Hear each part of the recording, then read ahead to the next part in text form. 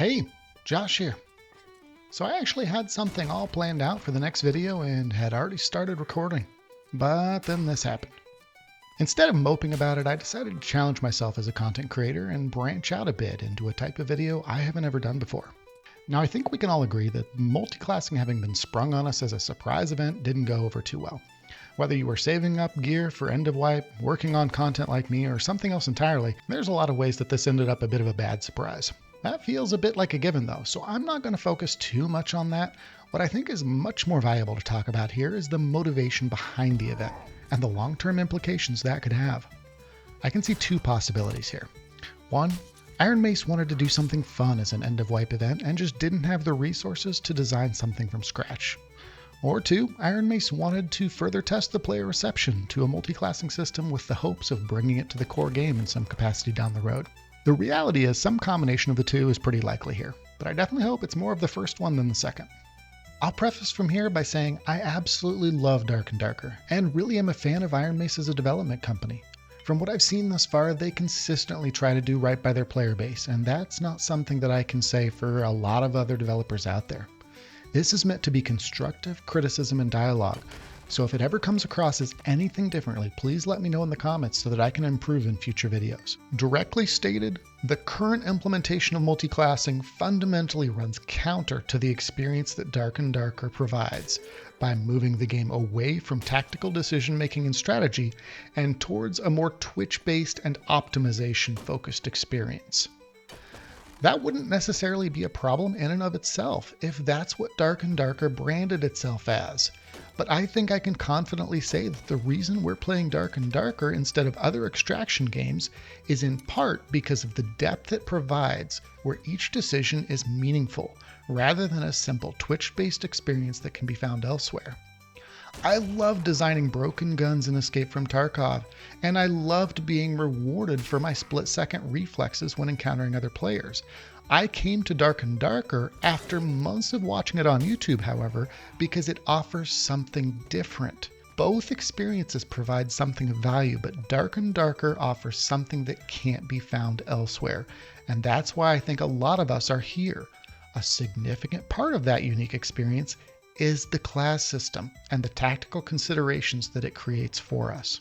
If I spot a ranger on the opposite side of a module, I am immediately making tactical considerations based on known and unknown variables. Am I equipped in a way that I could reliably close in on them? Have they had time to prepare traps in the next module over? Am I better off attempting to charge or pull them to me based on this particular module's layout? Spotting a paladin cleric instead of a ranger provides a totally different experience for me as the player. If, on the other hand, though, I'm just seeing a generic multiclass who happens to look like a ranger, those considerations go out the window. I'm now making surface level assessments like they have a bow equipped, and that's the extent of the analysis because everything beyond that is still an unknown. Suddenly, this is no longer a game of strategy, tactics, and calculation where knowledge of the tools at each class's disposal is rewarded. Instead, it's a game exclusively revolving around reflexes, reaction time, and who has most strictly conformed to the established top 2 to 3 builds in the meta. We can also step away from the core gameplay experience, however, into something that I would argue is more critical, and that is class identity. By class identity, I'm referring to what makes that ranger feel fundamentally unique to play from the cleric. What allows a player to first install the game and see a vast selection of unique experiences in front of them, with some immediately looking appealing and others looking unappealing, but possibly pleasantly surprising them later. Multiclassing takes those unique experiences and turns them into a thin veneer of choice, amounting to little more than a skin when all's said and done. Further, class identity is a critical part of the growth of the game's culture, and it can't be overstated just how important that is to the longevity of the game and its community. As the game evolves, defining meta characteristics evolve in the community with it. Just look at a few examples that we already have. Rangers love to make sure that everyone knows that they have to work twice as hard for each kill than any other class. Barbarians will mind-numbingly obsess over which axe is the worst, only to consistently steamroll the players who are caught unaware regardless of which axe they choose. And fighters, they meet up regularly in support groups to talk about how they're superior to barbarians in every conceivable way. These little quirks of the community are amazing. They create natural spaces within the larger Dark and Darker player base, each with their own identity and personality. They lead to friendly rivalries and social alliances, and spaces that represent the type of player that is attracted to a specific style. If classes are homogenized, the identities that these communities have formed around will quickly dissolve. This is true of even a partial multi-class system, where only one skill can be taken from other classes, for example. If every class has access to Phantomize, then suddenly a key defining characteristic of the Warlock is lost. It's a good thing that Warlocks have an objectively busted means of escape.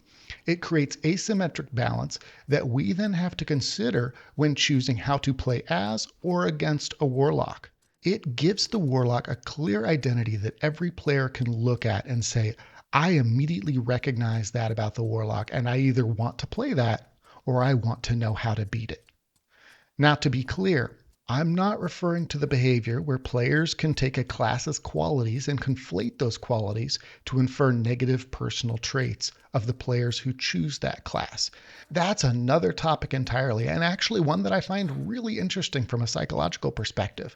So if that's something you'd like to see me dig into, let me know. To expand on this class identity concept further, though, let's look at one of the oldest examples of a similar cultural space within a game, the color identity in Magic the Gathering. Because there just isn't a single thing in life that can't be accurately compared to Magic cards. Go ahead. I dare you to find a topic that can't be dissected through the lens of Magic cards. Anyone who's played any amount of Magic can tell you that a mono blue player is vastly different from a mono red player. As a lover of blue control myself, I can say that all the stories you've heard about our tendencies are true. We love every second of you having to ask us permission to play your cards. This is true in the case of multicolor decks as well. If I go into the game showing islands and swamps, my opponent immediately knows that I'm playing a blue-black deck instead of mono-blue, an often, but not always, very control-heavy style. It still is very different in identity, however, from a mono-blue control deck. What makes this different from multiclassing in Dark and Darker? Well, there's two things. Number one, the player receives direct indication that I am playing a different archetype when they see islands and swamps show up in the early game. And two, there is a clear identity difference between blue-black versus mono-blue. That identity difference is in fact so strong that during the Ravnica set, it was made official, with each color combination effectively becoming their own class in Magic cards. Blue-black is called Dimir. Red-White Boros. Despite Ravnica releasing in 2005, these dual color identities are so strong today that their respective archetype names are often used in place of terms like red-black or green-blue. So, how did Magic effectively multi-class their color system way back in 2005 without losing color identity? Well, we aren't yet to an accurate comparison between the two games. For a more accurate one-to-one comparison to the Dark and Darker multiclassing, let's instead imagine a world where 30 years ago Richard Garfield decided to keep the 5-color system, but there are no islands, no swamps, no mountains, forests, or plains. There are no mana colors at all, and every card can be played for generic colorless mana. Suddenly every deck, regardless of the land on the table, is potentially a blue control deck, or red aggro, or a 5-color deck. While that waters down the moment-to-moment experience significantly, it much more importantly removes much of the color identity that we as players rallied around, took pride in, and have extremely fond memories of. I still to this day remember having a multiple-year rivalry with one of my childhood friends because he so specifically built around my style of playing blue. Mechanically speaking, Magic could still exist today if it was designed without color-specific lands, but it would cease to be the game we know. And I would argue that it would only be a fraction of as successful. The same can be said about Dark and Darker, only right now it's in that infancy stage where the developers are still considering a change like, what if we remove color-specific lands? Could Dark and Darker survive that change? Absolutely. Would it be a Dark and Darker with the unique and engaging identity that it has today? Definitely not. So I think that's a good wrap-up point for the video. I realize I've defined the problem without suggesting a solution, but that's intentional. If Ironmace truly wants to pursue some kind of multi-class system, it's going to be up to them to find the best solution. Perhaps they'll find something similar to what Magic has, or perhaps something else entirely and we can't think of it yet. Presently though, I feel the best option is to simply shelve the multi-class concept and allow Dark and Darker to be what it already is.